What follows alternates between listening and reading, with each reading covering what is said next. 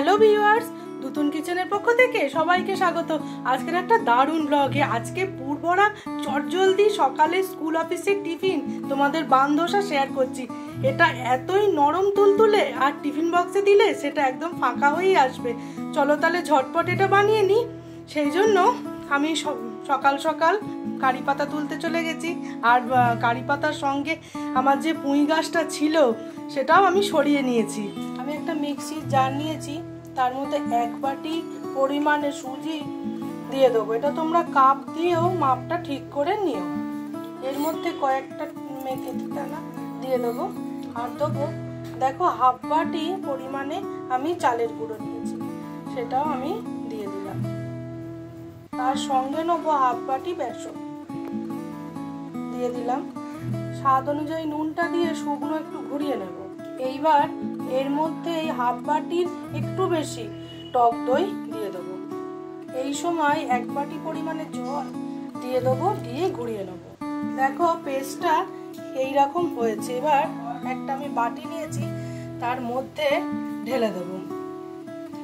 সবটা এইভাবে ঢেলে দিলাম। তোমরা দেখলেই বুঝতে পারবে এর ঘনত্বটা কিরকম হয়েছে, যেন এর থেকে বেশি ঘন না হয় আবার পাতলাও না হয়। সামান্য একটু জল মিক্সির বাটি দেওয়া দিয়েছি, দিয়ে মিনিট 2 আমি স্ট্যান্ডিং টাইমে রেখে দেবো। আমি কড়াই বসিয়েছি, সর্ষের তেল দিলাম।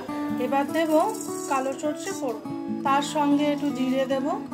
ফোড়নটা ভাজা শুরু হয়েছে, এই সময় আমি একটু হিং দিয়ে দেবো। তার সঙ্গে কারি পাতা, এই সময় আমি একটু বিউলির ডাল দিয়ে দিলাম। খুব সুন্দর করে ফোড়নটা আমি একটু নাড়াচাড়া করে ভাজা করে নেব। খুব সুন্দর একটা ফোড়ন ভাজার গন্ধ বেরিয়েছে। কুচনো পেঁয়াজটা দিয়ে দেবো। পেঁয়াজটা হালকাভাবে একটু নেড়ে নেব। এইবার এর মধ্যেই ঝাল অনুযায়ী কাঁচা লঙ্কা কুচি আর তার সাথে আমি আদা কুচি দিয়ে দিলাম। আর আমি একটা টমেটো কুচিও দিয়ে দিলাম। এই সময় স্বাদ অনুযায়ী নুনটা দিয়ে দিলে এগুলো সব নরম হয়ে যাবে। দিয়ে দিলাম। আর দেবো একটু হলুদের গুঁড়ো, 1 চামচ আমার বানানো আমচুর পাউডার। এবার সব একসাথে আমি একটু ভাজা ভাজা করে নেব। নতুন কিচেনের রান্না যদি তোমাদের ভালো লেগে থাকে তাহলে প্লিজ চ্যানেলটাকে একটু লাইক, শেয়ার, সাবস্ক্রাইব করে আমার পাশে থেকো। আর বেল বাটনটা অবশ্যই প্রেস করে রেখো। আমি যা যা রান্না আপলোড করব সবার আগে নোটিফিকেশান তোমাদের কাছে পৌঁছে যাবে। এই সময় আমি কিছুটা পরিমাণে আলু সেদ্ধ করে রেখেছিলাম, সেটা একটু হাত দিয়েই এরকমভাবে দিয়ে দিলাম। যারা ফেসবুক পেজ থেকে দেখছো তারা প্লিজ একটু পেজটা ফলো করে নিও। দিয়ে দিলাম। এই সময় আমি 1 চামচ মতো হোমমেড সাম্বার মশলা দিয়ে দিলাম। এইবার সব একসাথে খুব সুন্দর করে আমি মিশিয়ে নেব। তোমরা দেখেছো প্রথমে তেল আমি কত কম দিয়েছি, এখন তো তেল বেশি খেতে বারণ করছে, ওই জন্য আমি কম তেলেই আজকে বানধোসাটা বানাচ্ছি। খুব সুন্দর করে মিশিয়ে পুরটা বানিয়ে নেবো। পুরটা একটা প্লেটে ঢেলে নিয়েছি, একদম দারুণভাবে তৈরি হয়ে গেছে। এবার আমি ঢাকাটা সরাবো।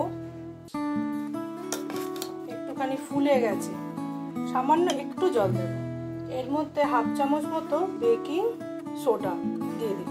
এর মধ্যে আরেকটু মিক্সির বাটি ধোয়া জল দিয়ে আমি ভালো করে মিশিয়ে নেব। তাহলেই খুব সুন্দর করে ব্যাটারটা রেডি হয়ে যাবে।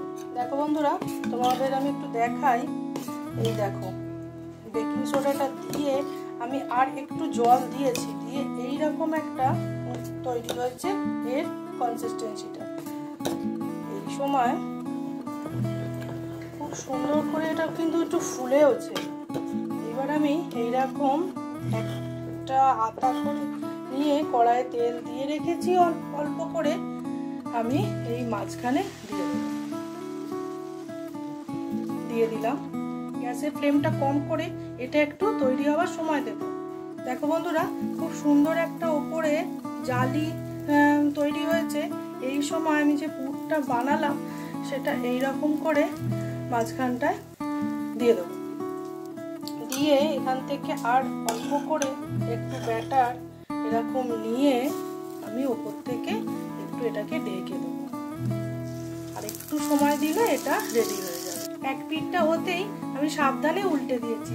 এবার তুলে নেবো, বাকি পরপর ভেজে নেবো। তাড়াতাড়ি একটা করে বানধোসা রেডি হয়ে যাচ্ছে।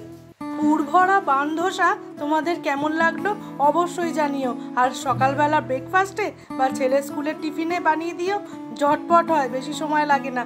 তাহলে বন্ধুরা আজকের ভিডিওটা শেষ করছি, টাটা।